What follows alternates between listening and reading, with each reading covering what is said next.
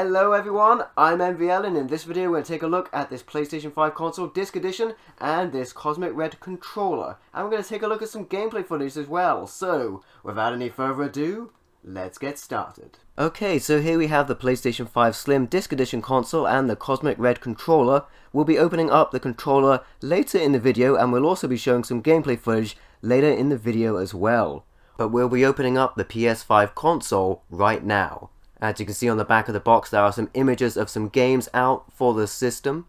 I'm a bit late to the party at the time of this video. The PS5 has been out for a while, but there are some awesome games coming out for the system that have me really excited, like the Final Fantasy VII remake and the Silent Hill 2 remake as well. Here's the power cord that comes with the system, a UK plug.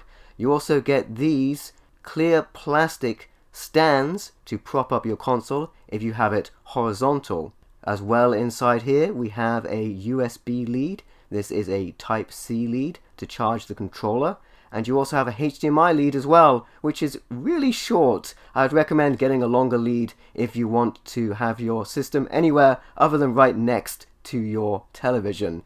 Here's the controller that comes with the system, which is white. We'll also be looking at the Cosmic Red controller as well later in the video and comparing these. I wanted to get another controller for multiplayer and also just to have another controller if something happens. I will say, even though the controller is a little bit thicker than previous PlayStation controllers, it doesn't feel bulky in your hands, and it's really good to use. I especially like the triggers, although I do wish the face buttons were colored. Let's take a look at the rest of the contents here as we break the fourth wall with the box hitting the camera right there, and we'll take away the rest of this packaging here and unwrap the PlayStation 5 console to take a look at that. They've secured it very nicely. I will say the box had a little bit of rattling when I picked it up, but thankfully the console itself was secured nicely. I think it was some of the cables that were rattling inside of my box. But here you can see the system itself. This is a Slim. It is slightly smaller than the previous model. On the back here you have HDMI out, Ethernet, 2 USB Type A's and a power input.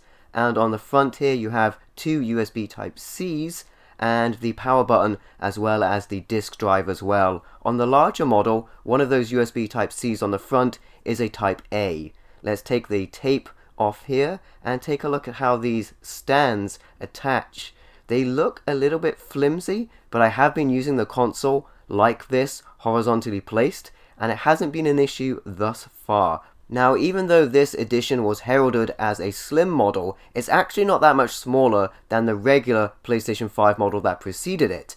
I put it here next to a big PlayStation 2, and as you can see it is larger than that, but it isn't gigantic. I would say the one thing that stands against it is the shape of the console. It is unwieldy, and as you can see here it is smaller than my desktop PC, but you'll definitely have to find a place for it.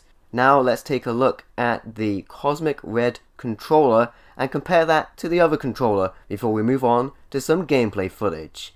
Here we are opening up the box for the DualSense Cosmic Red controller and taking that out of the packaging to get a good look at that. I do like the colorization of this controller compared to the white controller. Here's a leaflet that comes with it, but nobody ever reads instructions. Let's just take this thing out and take a look at it. I do think that this color really pops and looks a lot nicer than the default color scheme for the PlayStation 5 console and controller, which were white, which remind me a lot more of something like an Apple computer. My only complaint is that the face buttons are not colored. I would like to see the triangle as green and the cross button as blue.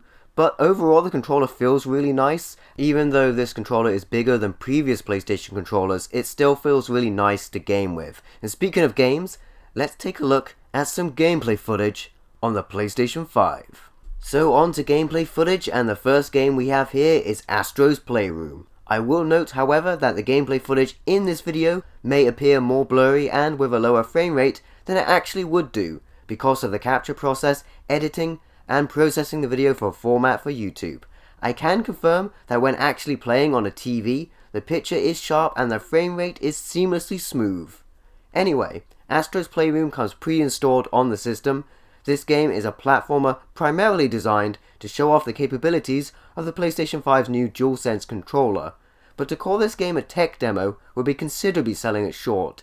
This game is a sequel to Astro Rescue Mission, a virtual reality exclusive game released on the PlayStation 4. In this game, Astro has been raised in prevalence to a mascot character of sorts for the PlayStation, and Astro now adventures inside of a world filled with PlayStation references, and you unlock more challenges as you progress through the game.